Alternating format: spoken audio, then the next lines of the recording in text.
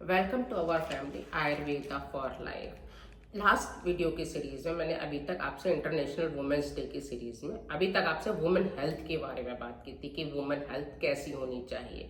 आज मैं छोटी बच्चियों के बारे में बात करना चाह रही हूँ कि चाइल्डहुड और एडोलेसेंट फेज में जो है हमारी बच्चियों के लिए हम हेल्दी कैसे रख सकते हैं। तो केवल उसमें फिजिकल हेल्थ के बारे में नहीं, मेंटल इमोशनल हेल्थ के बारे में भी बात करूंगी मैं कि उनकी कैसी हेल्थ रहनी चाहिए और कैसे हम उनको हेल्दी रख सकते हैं। क्योंकि अक्सर जो है वो अगर बच्चियां हमारी हेल्दी नहीं होंगी तो आगे उनको हेल्दी रहना बहुत ज़्यादा मुश्किल हो जाता है।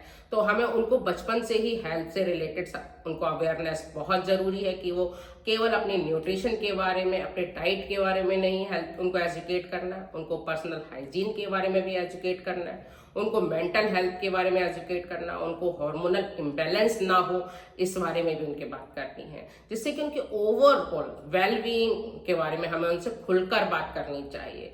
तो आयुर्वेदा में इसके लिए बहुत अच्छी तरीके से समझाया गया है कि नेचुरल और होलिस्टिक मेथड से हम अपनी बच्चियों को कैसे हेल्दी रख सकते हैं, जिसके बारे में आज मेनली मैं बात करने जा रही हूँ। तो सबसे पहले हम छोटे छोटे बच्चियों के लिए आयुर्वेदिक में लाइफ स्टाइल चेंजेस के में हमारी जो है यंग गर्ल्स की हेल्थ बेहतर कैसे बना सकते हैं।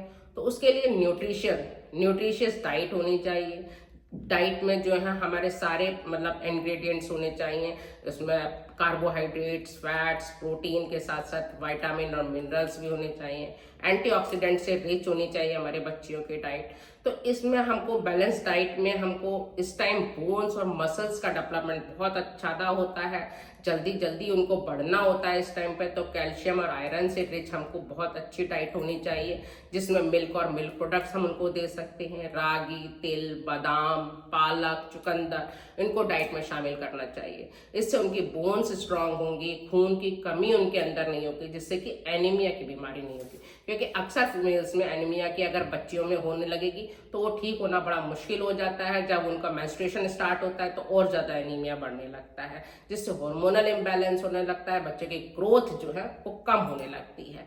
तो इसके लिए हमको ये डाइट लेना बहुत जरूरी है। प्लस बहुत ज्यादा ग्रोथ का फेज है तो इसलिए प्रोटीन रिच डाइट लेना बहुत जरूरी है। इसके लिए दालें, पनीर, ये सब हमारे के लिए बहुत जरूरी है। स्प्राउट्स उनको लेना चाहिए, दही ले सकते हैं, दूध ले सकते हैं, नट्स और सीड्स ले सकते हैं। जो नॉन वेजिटेरियंस हैं वो एग ले सकते हैं या चिकन, मटन, फिश भी ले सकते हैं, लेकिन उसको थोड़ा कम अमाउंट में लेना चाहिए। इसके अलावा जो फ्रूट्स और वेजिटेबल्स को बहुत ज़्यादा लेना चाहिए बच्चों को। आयुर्वेद जो है वो कहता है कि सीजनल फ्रूट्स और लोकल फ्रूट्स, वेजिटेबल्स उनको अपनी डाइट में शामिल करना चाहिए। तो जो भी आपके उस टाइम के सीजन में फ्रूट्स आ रहे हैं, वेजिटेबल्स आ रही हैं या लोकल जो वहाँ पर अवेलेबल है उनको जरूर खाना चाहिए। इससे हमारी बॉडी का जो नेचुरल बैलेंस है वो बना रहता है। इसके अलावा जंक फूड को बिल्कुल अवॉइड करना चाहिए। प्रोसेस्ड फूड, पैकेज्ड फूड को जितना हो सकते हैं उतना अवॉइड करेंगे तो वही अच्छा रहेगा।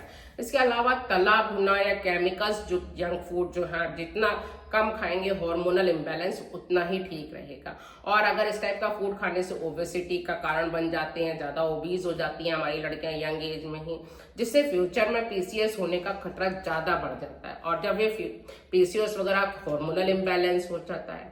डाइट के बाद मैं बात करूंगी उनकी पर्सनल हाइजीन के बारे में कि उनको पर्सनल हाइजीन को समझाना भी बहुत जरूरी है। क्योंकि एडोलेसेंट एज में जो है हार्मोनल चेंजेस बहुत जल्दी जल्दी हो रहे हैं, तो उनको स्किन की प्रॉब्लम शुरू हो जाती है, उनकी ओवरऑल हेल्थ में भी उसका असर पड़ता है। डेली उनको जो है वो नहाने के लिए हर्बल सोप जो कि बहुत हार्श टाइप का ना हो उसको यूज करना चाहिए। हेयर और स्कैल्प हाइजीन के लिए उनको माइल्ड टाइप का हर्बल शैम्पू वो यूज कर सकती हैं। उनको मतलब अगर हफ्ते में 1 से 2 बार जो उनके सर की मालिश करनी चाहिए किसी भी अच्छे तेल से, जैसे कोकोनट ऑयल हो गया या तिल तेल हो गया, ऑलिव ऑयल से मालिश कर सकते हैं। अगर आप चाहें तो आंवला तेल या भृंगराज तेल से भी मालिश कर सकते हैं अपने सर की। इसके अलावा अगर बच्चों को पीरियड आने शुरू हो गए तो मेंस्ट्रुअल हाइजीन के बारे में भी समझाना उनको बहुत जरूरी है। उनको प्रॉपरली एजुकेट करें कि उनको मेंस्ट्रुएशन टाइम में कैसे अपने आप को बिल्कुल हाइजीन रखें, जिससे कि इन्फेक्शन होने के चांसेस ना रहें।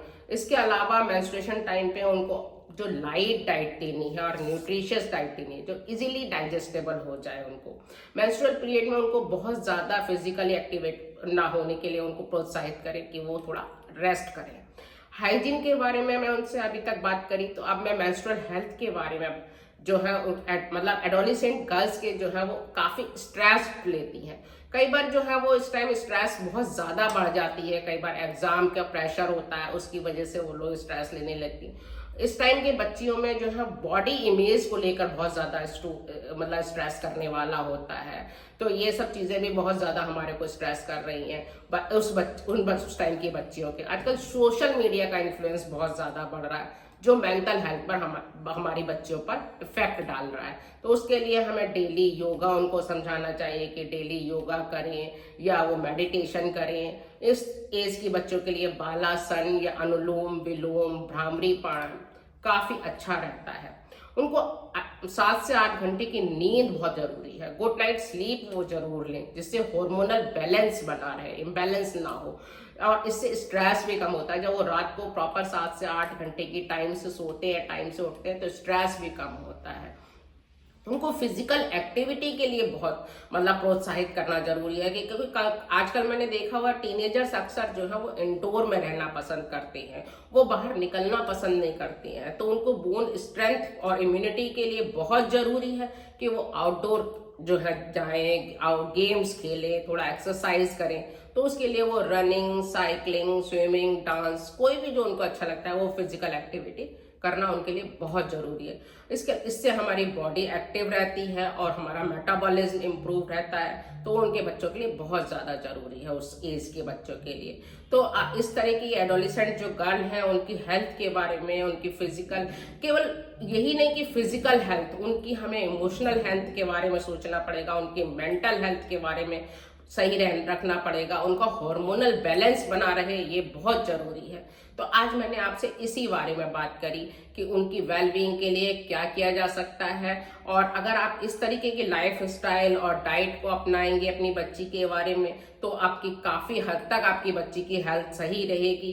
तो अगर आपको मेरी वीडियो पसंद आई है तो प्लीज लाइक, शेयर और कमेंट करिए। अगर आपने अभी तक मेरा चैनल सब्सक्राइब नहीं किया तो चैनल सब्सक्राइब करना ना भूलें, क्योंकि मैं नेक्स्ट वीडियो में आपसे रिप्रोडक्टिव एज की वुमन के बारे में बात करूंगी कि उनकी हेल्थ के लिए, उनके ओवरऑल वेलबींग के लिए हमारी क्या लाइफ स्टाइल होनी चाहिए, क्या डाइट होनी चाहिए। तो आप नेक्स्ट वीडियो का इंतजार कीजिए, मैं इसी तरीके से आपको वीडियो देती रहूंगी। Thank you.